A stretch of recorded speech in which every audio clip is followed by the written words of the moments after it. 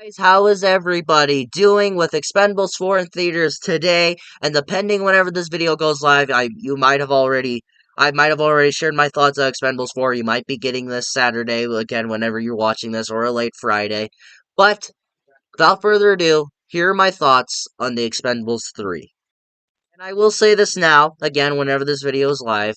I will say this right now, as of recording this video, is that so far, Expendables 3 is my least favorite of the Expendables franchise. So far. Enough with my positives on Expendables 3. I do think there's some pretty good stuff here. So I do like some of the new cast members here. You get Wesley Snipes, Harrison Ford, you get what? There's another dude in here. I can't you get the guy who played Puss in Boots. There's a few other guys in here that I can't remember. Mel Gibson, who plays the villain in this movie. Like those guys in this movie, I like them. They're all great. They're all great actors. I do like Mel Gibson as an actor, but as a person, he's fucking weird. But I do like this new cast. They're interesting. They have good chemistry with the rest of the cast members from the previous two movies, where I feel like excuse me, where one, like the old generation of action stars meets the new generation of action stars. They kind of put them together, and this is the cast that you get, and it's not bad. And for my final positive, final, is I do like the action in this movie. The action in this movie is pretty good for this being an action franchise, for it being a very huge action franchise.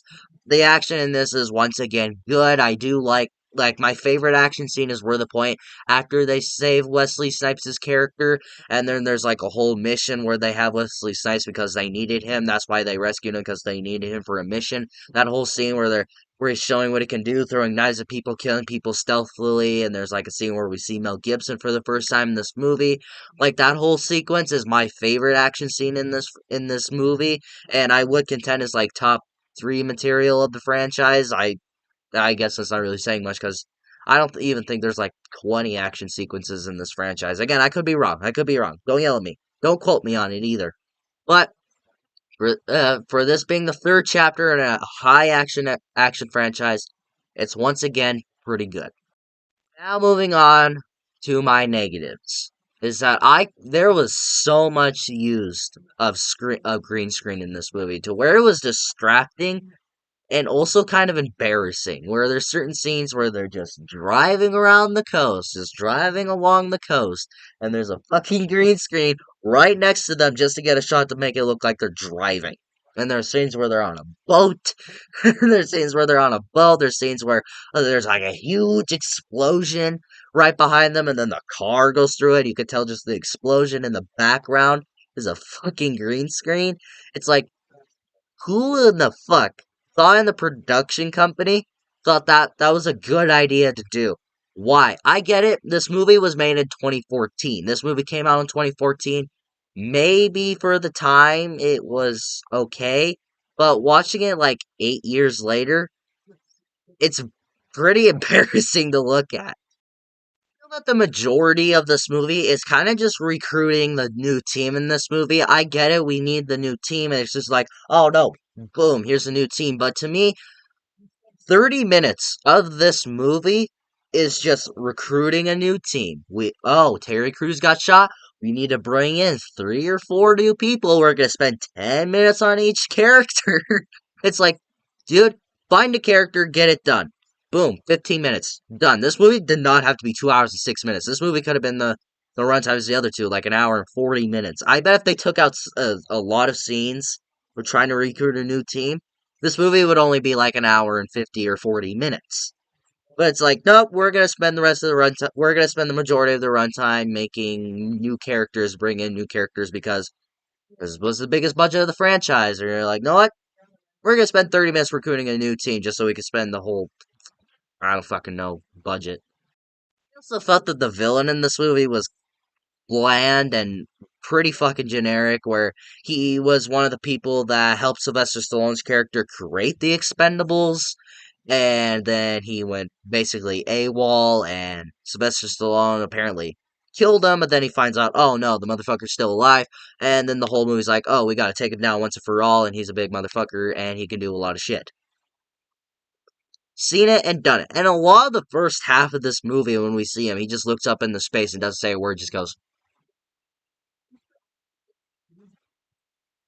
like, he doesn't say shit. Like, the first, like, 30 minutes that we see him, he doesn't say anything, he just goes, it's like, dude, say something. Don't just stand there and just look stupid and look like that you're shitting your pants. Say something. Come on, dude. Don't just stand there. Say something, dude. And then when he starts talking, it's just like, dude, I've heard these lines like 100 times. My final negative is that I kind of noticed this at the very end of the movie, and it was very distracting, and it was kind of something that kind of upset me after I was done watching the movie, is that Terry Crews is taken out way too early in this movie. I like Terry Crews. He's a pretty good actor. I think he's a pretty good action star. I think he's a pretty nice person from what I've seen in interviews. And when you take him out, it's like, what the fuck was the point of that? Just to get revenge? Dude, that's the most generic shit. Oh, well, I'm gonna take out one of your friends, and then we're gonna get a new team because we need a new generation, and we can't just spend a whole new movie with the same fucking characters. It's like, okay, but the if you're I just you could still take him out, but don't do it so early in the film.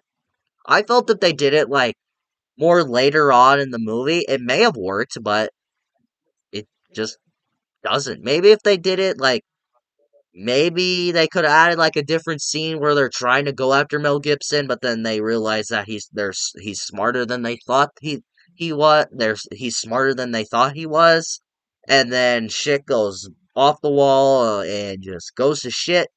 And then Terry Crews gets shot, and then he's out for the majority of the movie. And then Sylvester Stallone's character goes, "We need a new team."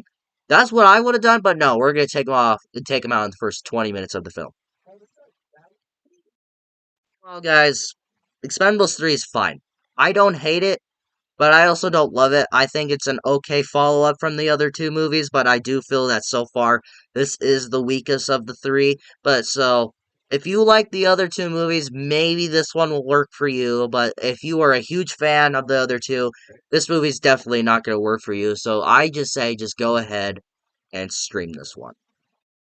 You guys think about Expendables 3? Have you seen it? What did you think about it? Do you like this one? Or are you like me? You just don't care for it? Let me know in the comments below and we will talk about it. If you like this video, like it. If you loved it, subscribe, hit the bell notification so you will get notified for my latest videos. And of course, until my next video, I'll see you next time.